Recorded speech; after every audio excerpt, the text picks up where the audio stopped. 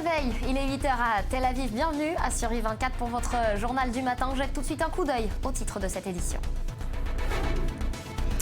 Le 21 janvier 2006 débutait le calvaire d'Ilan Halimi, torturé à mort par le gang des barbares. 10 ans après, la blessure reste vive dans la communauté juive face à ce crime qui aurait dû alerter la société sur un antisémitisme qui tue. Réconcilier la France avec le travail, le mérite et la réussite. À Nîmes, Nicolas Sarkozy s'est posé en rassembleur et a rappelé ses succès. Nicolas Sarkozy qui entend rassembler l'ensemble de l'électorat de la droite et du centre en prévision de la primaire prévue en fin d'année. Les Yes Men, des activistes américains bien connus, ont présenté très sérieusement devant des journalistes et députés européens une sorte de déguisement de sumo à enfiler en cas d'attaque, boule de survie pour attaque terroriste, le canular qui moque la psychose sécuritaire. Et si une 9e planète était cachée dans notre système solaire, 2 astronomes américains affirment avoir la preuve que cette lointaine planète 9 existe et ont même estimé sa masse 10 fois celle de la Terre.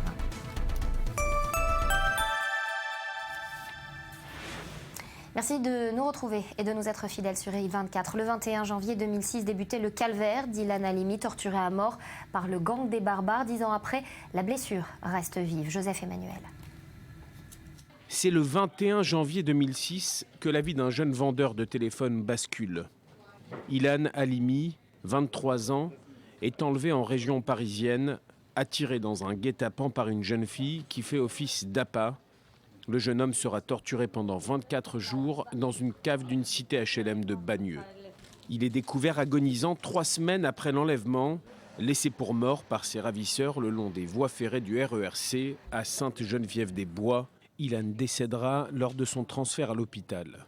L'autopsie révèle des brûlures sur 80% de son corps, de multiples hématomes, plaies et contusions, mais le médecin légiste conclut qu'aucun des coups portés n'a été mortel. Ilan est mort de l'ensemble des violences et tortures subies durant 24 jours. Ses ravisseurs, surnommés le gang des barbares, voulaient obtenir une rançon. Un gang composé de 27 personnes, chacune a un rôle précis, geôlier, gardien, rabatteur ou tortionnaire, tous gravitent autour d'un chef, Youssouf Fofana. La France découvre avec effroi son visage. Violence, antisémitisme, des milliers de Français choqués descendent dans les rues pour dénoncer ce crime barbare. Avant Ilan Halimi, le gang des barbares avait tenté une dizaine d'enlèvements et toutes les personnes visées étaient de confession juive. Le motif du crime est reconnu comme crapuleux et antisémite. Il s'agissait d'extorquer de l'argent à la famille de la victime, supposée riche car juive.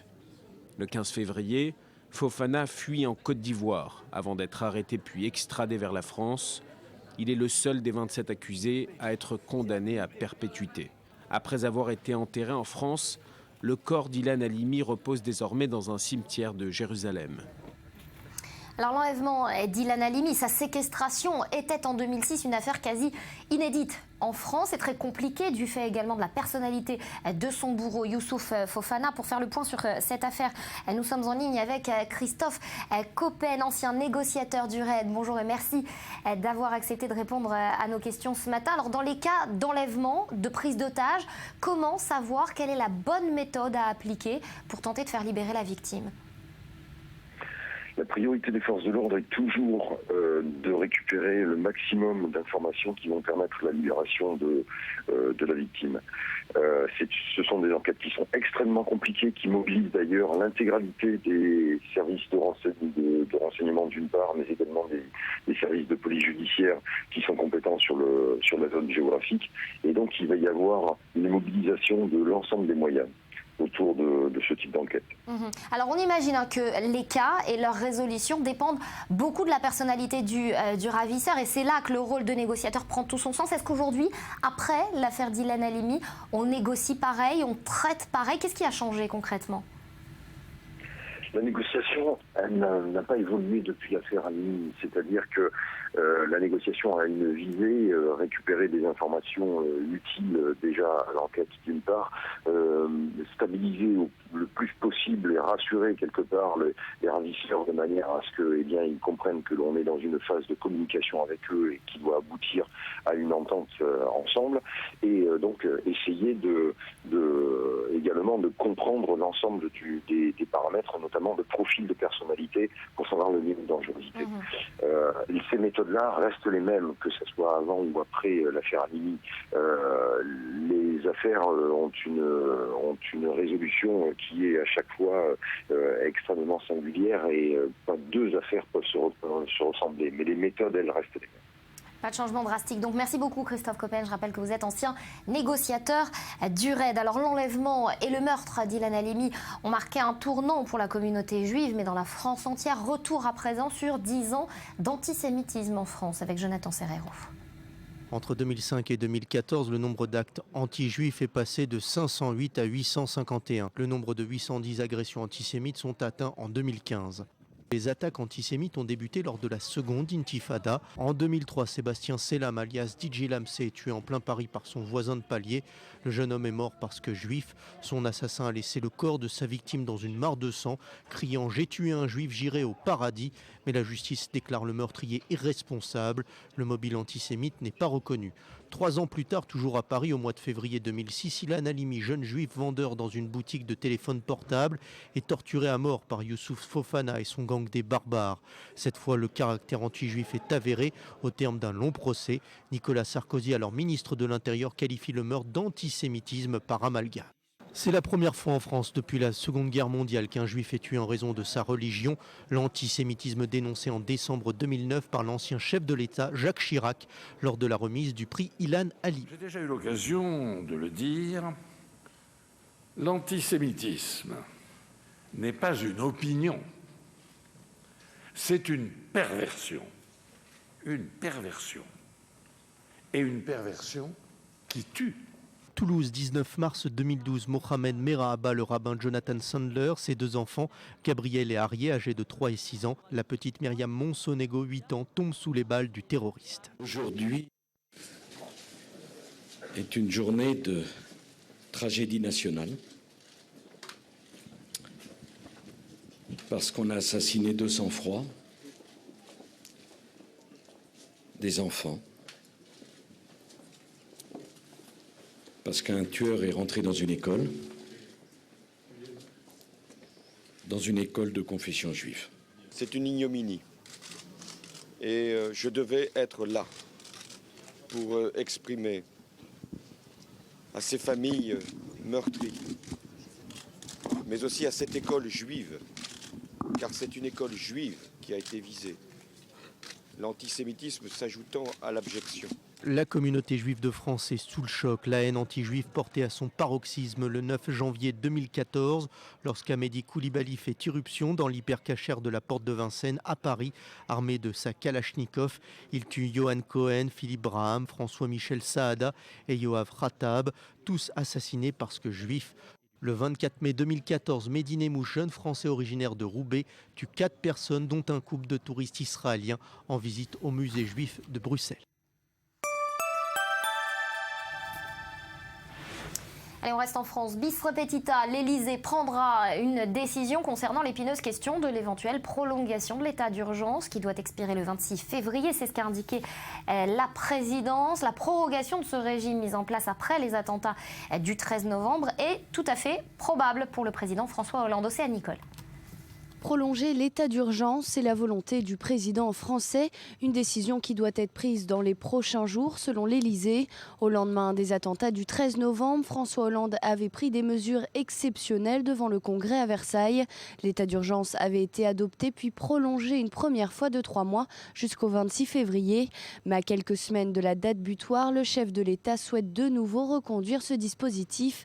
Une loi est en préparation pour être présentée en Conseil des ministres dès la première semaine de février, un dispositif qui maintient la capacité de la France à se protéger à son niveau maximal. Le président de la République a évoqué devant nous, et d'ailleurs ceci est pour partie lié au délai d'adoption, l'éventuelle prolongation de l'état d'urgence. Mais je rappelle que ceci doit obéir à une procédure. Le Parlement doit donc être saisi d'un texte présenté en Conseil des ministres avec l'avis préalable du Conseil d'État. L'état d'urgence permet en effet des mesures exceptionnelles et des moyens considérablement renforcés pour lutter contre le terrorisme. Des perquisitions à domicile peuvent être menées de jour comme de nuit. Les forces de sécurité sont massivement déployées. Les policiers peuvent désormais être armés hors de leurs heures de travail. L'état d'urgence permet aussi d'interdire les déplacements dans certaines zones et permettre des assignations à résidence. Depuis les attentats, les forces de sécurité ont procédé à près de 3000 perquisitions. Plus de 400 personnes ont été assignées à résidence pour motif de radicalisation. Une dizaine de salles de prière clandestines ont été fermées et près de 500 armes ont été saisies.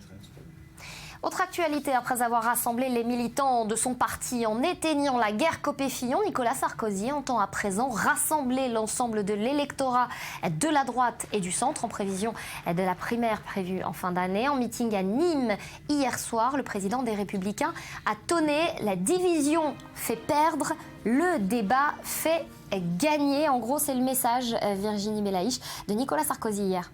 Oui, hier, il a été question de la France, de l'état de la France, mais aussi de l'état de son parti. L'ancien président qui sort un livre lundi, La France dans le cœur, a tenu à rappeler ses préoccupations. Il l'a martelé, le problème de la France, ce n'est pas le chômage, ce n'est pas le Front National, pardon, c'est le chômage, l'insécurité et l'immigration non maîtrisée. Et justement, à propos d'immigration, on sent bien que le champ lexical des Républicains a changé. Je vous propose d'écouter Nicolas Sarkozy. Il faudra avoir le courage de trancher un débat, comme sans doute jamais on a eu à le faire. C'est celui d'abord de l'assimilation et de l'intégration. Je souhaite l'assimilation parce que je considère que c'est les dernières arrivées en France qui doivent s'adapter à ceux qui sont déjà là. Vous l'aurez compris, on ne parle plus d'intégration, on parle d'assimilation. Un changement notable. Une chose est sûre, Nicolas Sarkozy est en campagne. Il a fini par dire « j'ai besoin de vous », qui était finalement la phrase qu'il disait à la fin de tous ses meetings lors de l'élection de 2012. Alors une façon hier aussi pour Nicolas Sarkozy de rameuter les troupes d'une certaine façon lors de Oui, il l'a répété. Son parti est la première force politique du pays avec 240 000 militants actifs. Les Républicains doivent se réunir le 13 et 14 février. L'organigramme de ce parti a connu un certain flottement au début du mois de janvier. Souvenez-vous, Nathalie Kosciusko-Morizet, évincée de son poste de numéro 2 du parti. Nicolas Sarkozy a proposé de la remplacer par Virginie Calmel, la candidate malheureuse proche d'Alain Juppé, qui a refusé. Il voulait absolument une femme. Il aurait proposé le poste à Rachida Dati, mais nous n'avons pas encore de confirmation de cette information. Et autre changement notable, au porte-parole, souvenez-vous, ces prises de position jugées parfois intempestives ont eu raison d'elle. Linda Guirous a quitté ses fonctions. Elle est remplacée par un quatuor composé de Guillaume Pelletier, Valérie Debord, Brigitte Custer et Guillaume Larrivé, que des proches. Merci beaucoup Virginie pour ce point. On passe tout de suite à l'essentiel de l'actu internationale, en bref et en images. Comment intensifier la campagne militaire menée contre Daesh, qui recule en Irak et en Syrie, mais conserve une puissance forte de frappe et d'attraction? C'est la question inscrite à l'ordre du jour de la coalition menée par les États-Unis, qui s'est réunie hier à Paris.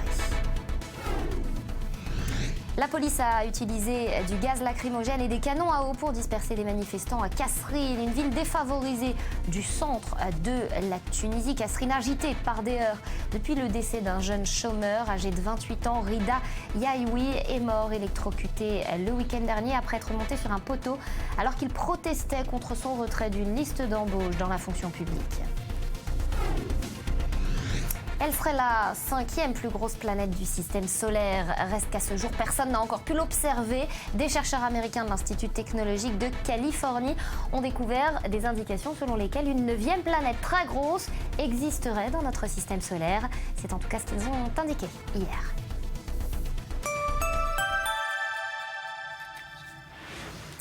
Et hier, le gratin des dirigeants mondiaux se sont retrouvés à Davos. On va faire le point sur la première journée de ce forum avec Chloé Desmoulins. On en parle juste après avec Emmanuel Navon. Au-delà des inquiétudes sur la croissance chinoise et la dégringolade des marchés, c'est la guerre en Syrie qui a occupé toutes les discussions ce mercredi à Davos. De retour dans le concert des nations suite à l'accord sur son programme nucléaire, l'Iran en a profité pour exposer ses solutions. All of us need to recognize Nous devons tous admettre, et cela peut être une évidence pour la plupart d'entre vous ici, mais cela demande du travail pour que ce soit accepté dans la région.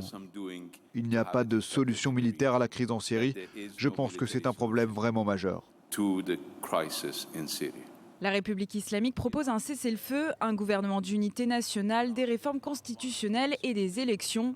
De quoi alimenter les négociations de paix qui doivent avoir lieu lundi prochain à Genève. Ce jeudi, c'est l'Europe et surtout la crise des réfugiés qui va occuper les débats. Le Premier ministre serbe a déjà donné le ton en reprochant à certains États de ne pas accueillir assez de migrants. Il est impossible que certains pays prennent tout le fardeau sur leurs épaules, comme l'Allemagne, l'Autriche, la Suède et quelques autres.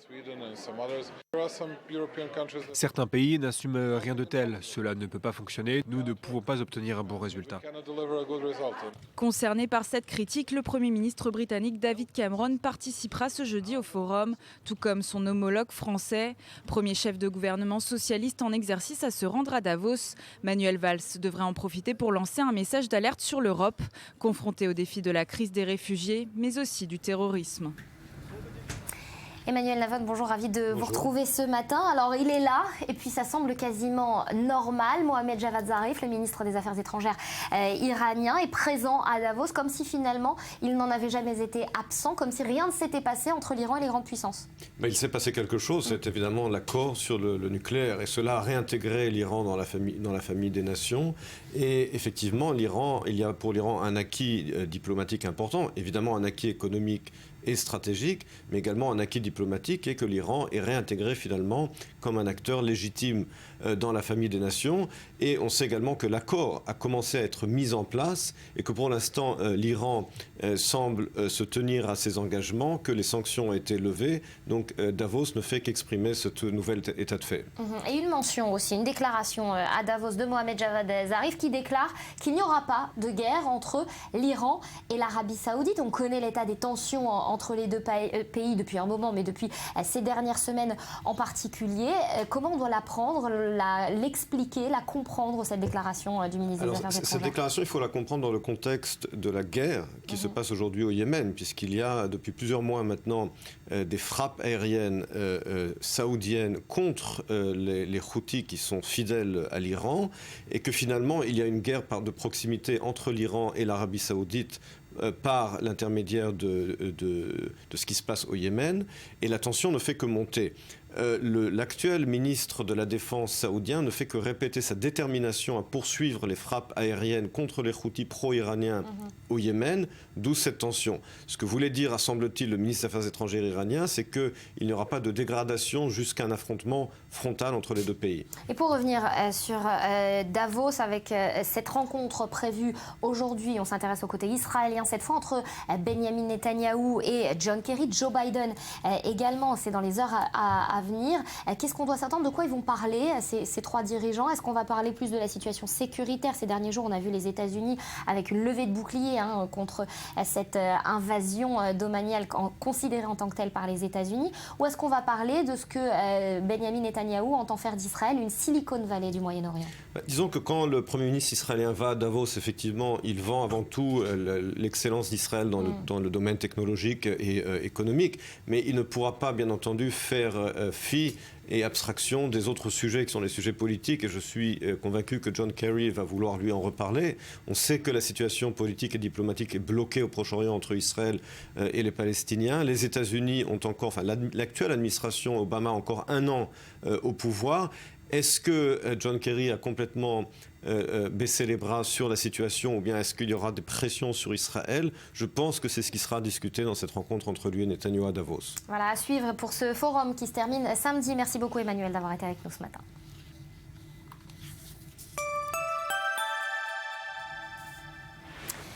Et Israël a entamé cette semaine les travaux de construction d'une barrière de sécurité entre son territoire et la Jordanie. C'est ce qu'a indiqué le ministère de la Défense. Il s'agit de la 4e barrière de sécurité érigée par Israël, avec celle séparant Israël de la Cisjordanie, celle établie sur le plateau du Golan, et la clôture électronique qu'elle a achevé d'ériger le long de sa frontière avec l'Égypte. On continue à parler d'Israël avec cette cellule terroriste palestinienne liée au propre fils du chef du Hezbollah. C'est le résultat d'une enquête menée par les services de sécurité israéliens qui ont arrêté plusieurs suspects qui s'apprêtaient à commettre des attentats pour le compte du mouvement chiite libanais. Regardez. L'information confirme les craintes des responsables israéliens. Dans l'incapacité d'ouvrir un nouveau front pour le moment, le Hezbollah tente de s'implanter dans les territoires palestiniens, où il encourage la préparation d'attentats anti-israéliens. La puissance milice chiite libanaise est parvenue à actionner une cellule terroriste de 5 Palestiniens habitant la ville de Tulkarem. Ces derniers ont été récemment interpellés par l'armée israélienne et le Shabak, alors qu'ils planifiaient une attaque à l'arme automatique. Plus surprenant, le mode opératoire du Hezbollah, Mahmoud Jaloul, identifié comme le cerveau du groupe palestinien, a été recruté sur les réseaux sociaux par Jawad Nasrallah, qui n'est autre que le fils du secrétaire général du Hezbollah, Hassan Nasrallah. Pour communiquer et recevoir des instructions, le chef du groupe a créé une nouvelle boîte de messagerie. Mahmoud Jaloul a également reçu la somme de $5000 transférée par virement bancaire. L'enquête a permis de comprendre que cette cellule dormante planifiait d'autres attaques plus sophistiquées. En plus de devoir observer les mouvements de l'armée israélienne dans la région de Tulkarem, les apprentis terroristes avaient reçu des instructions sur le maniement et la fabrication d'explosifs. Le mois dernier, c'est dans cette même ville de Tulkarem que l'armée israélienne avait opéré un coup de filet dans les rangs du Hamas. Une vingtaine de ses membres avaient été arrêtés. Ils prévoyaient notamment des attentats suicides. Maxime, bonjour. Bonjour. Alors, éclairage sur ce sujet que vous avez vous-même rédigé. Pourquoi le Hezbollah cherche à s'implanter en Cisjordanie ? En fait, ça fait partie de sa stratégie depuis une vingtaine d'années, avec notamment la création de l'unité 133 dédiée à l'activation d'agents et de cellules à l'intérieur du territoire israélien. Notamment, cette cellule est pilotée par le fils d'Hassan Nasrallah en personne, qu'on a vu à l'image avec son père. Et on le voit avec quelques milliers de dollars. Le Hezbollah parvient à recruter des Palestiniens. Qu'est-ce que c'est quelques milliers de dollars pour une organisation chiite qui reçoit près d'1 milliard de dollars de budget de l'Iran et qui devrait voir ses capacités financières augmenter avec la levée des sanctions. Alors, cette tentative d'infiltration terroriste, elle a échoué. Il y en aura certainement d'autres. Mais pour le Hezbollah, l'essentiel est peut-être dans le message et dans l'opération de communication. Ça lui permet de redorer son blason parce que nous, on en parle en Israël, mais la presse étrangère aussi s'est emparée de cette affaire, de ces révélations, et ça permet au Hezbollah donc de redorer son blason parce qu'on l'accuse, vous le savez, depuis qu'il est engagé en Syrie, de s'être détourné d'Israël et de la cause palestinienne. Alors justement, revenir sur le devant de la scène, quelles sont les manœuvres israéliennes de l'autre côté pour y faire face ? Alors, il faut le dire, du propre aveu de Gadi Eisenkot, le chef d'état-major de Tsahal, qui s'est exprimé cette semaine lors de la conférence de l'INSS à Tel Aviv. C'est le Hezbollah qui constitue pour le moment la principale menace sur Israël. Et Israël, évidemment, se prépare. Ça n'est pas nouveau au scénario d'une troisième guerre du Liban, d'un conflit généralisé avec le Hezbollah. On a appris hier soir que des manœuvres d'une durée de 15 jours se sont déroulées dans le plus grand secret à la frontière nord, à la fois simulant des frappes contre le Liban et contre la Syrie. Elles ont impliqué tous les corps de l'armée israélienne, la marine, l'armée de terre, l'armée de l'air, et ces manœuvres, évidemment, elles sont essentielles pour l'armée israélienne qui se prépare à la fois au niveau opérationnel et également au niveau de l'arrière-front avec des manœuvres au cœur des villes israéliennes. Israël sur son front nord contre le Hezbollah et puis sur son front plus au sud avec à Gaza l'expansion de Daesh. Merci beaucoup Maxime pour ces explications. Alors justement Daniel, bonjour et merci de nous avoir rejoints. On revient sur un sondage qui vient de paraître sur l'affiliation des terroristes. Oui, alors c'est un sondage qui a été rendu public par une agence qui elle-même est affiliée au Hamas, donc il faut la prendre tout de même avec quelques petites pincettes, mais c'est intéressant parce qu'elle nous révèle qu'en fait, on sait qu'on parle beaucoup de loups solitaires dans le cadre de cette vague de violence depuis 4 mois, mais en fait, ils ne seraient pas si solitaires que cela, ces loups. Ce seraient en fait des Palestiniens qui seraient affiliés à 68% à un mouvement, soit le Hamas, soit le Fatah, 40% pour le Hamas, 28% pour le Fatah, et puis également, il faut noter que ce sont des jeunes, on l'a vu en particulier au cours de cette semaine avec les attentats à Othniel et à Tkoa, ce sont des jeunes, 24% ont moins de 18 ans, 30% sont des lycéens, soit des étudiants, et puis 8% de femmes. Donc, alors, bien entendu, tout cela, c'est intéressant, mais cela ne confirme absolument pas qu'il y a eu une planification de la part de ces organisations terroristes, ni du Hamas, ni du Fatah. À prendre avec des pincettes, ce sondage, on le rappelle. Et puis, très brièvement, Daniel, vous mentionniez Othniel, une histoire particulièrement émouvante. Oui, une histoire émouvante, celle de Nathan, le mari de Daphna Meir, qui a été assassiné lors de cet attentat.